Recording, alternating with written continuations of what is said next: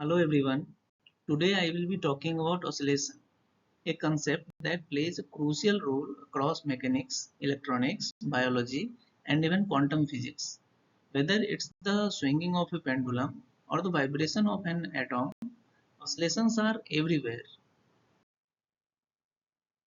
Now we will see what is oscillation. An oscillation is a periodic motion of a system around its equilibrium position. For oscillation to occur, we need a restoring force, one that always acts to bring the system back to its original state. We see oscillations in various systems, mechanical systems like a pendulum or a mass spring setup, electrical circuits like LC oscillators, and even at the quantum level such as electron transitions. The essence of oscillation is repetition with rhyme. The system moves away from equilibrium and then returns under the influence of that restoring force. Now we'll see parameters of oscillatory motion. Let's now look at key parameters that define oscillatory motion. Amplitude, maximum displacement from equilibrium, time period, the time it takes for one cycle, frequency, how many cycles occur per second. Angular frequency describes how fast the system oscillates in radians per second. In simple harmonic motion, these parameters remain constant. Motion is perfectly regular. Now we will discuss simple harmonic motion. Simple harmonic motion is a special type of oscillation where the restoring force is directly proportional to the displacement but in the opposite direction. That's described by Hooke's law that we can see there on the screen, which leads to the solution that is also mentioned over the screen. We can see that the motion is sinusoidal and energy constantly shifts between kinetic and potential forms, but the total mechanical energy remains constant. This ideal behavior forms the foundation of many physical systems, from atomic bonds to pendulum clocks. Now we will see how many types of oscillations are. So there are primarily four types of oscillations. Free oscillations, where no external forces acts after an initial disturbance. Think of a pendulum swinging in vacuum. So then it comes as a damped oscillation, where energy is gradually lost due to friction or resistance, causing the amplitude to decrease with time. Now is coming forced oscillation. An external periodic force is applied, such as pushing or swing continuously.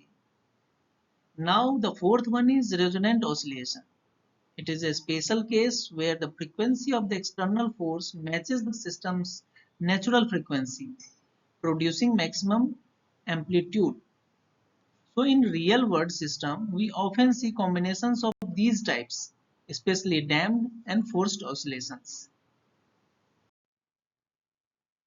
What we saw in the what we saw in the previous slide, uh, there are two types of oscillations, which is uh, commonly found.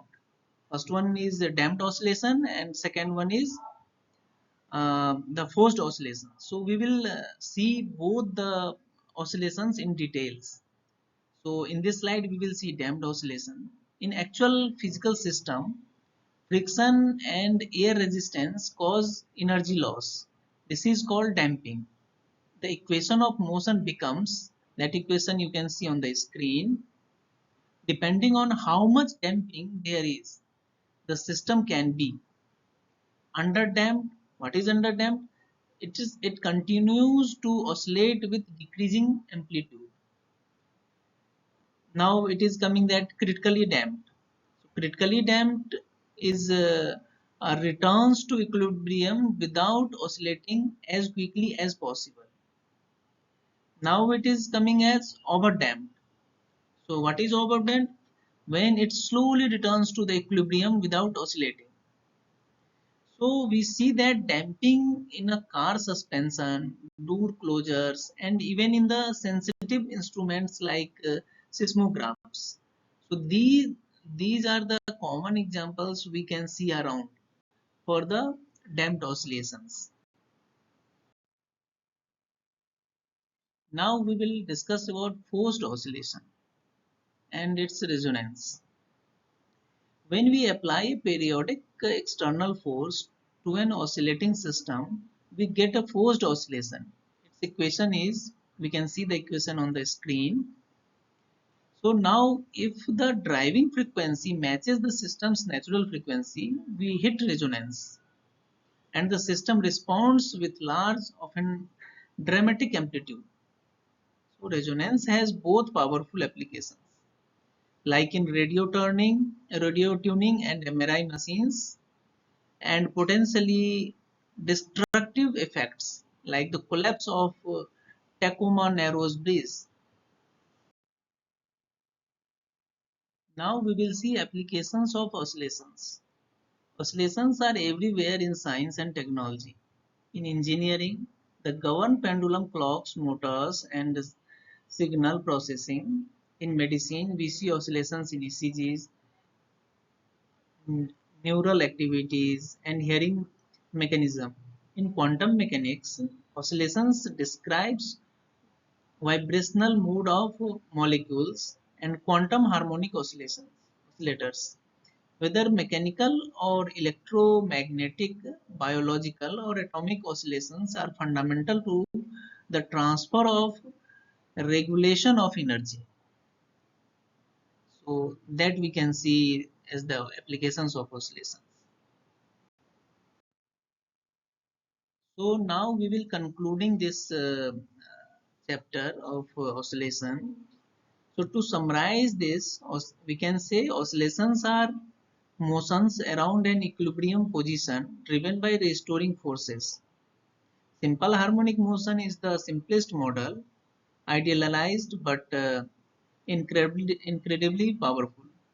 Damping and external forces make real-world systems more complex but also more realistic.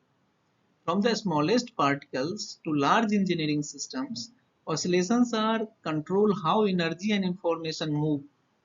They are natural rhymes, predictable, powerful, and essential. So this is how we have seen that oscillations, and hope you enjoyed this lesson. Thank you.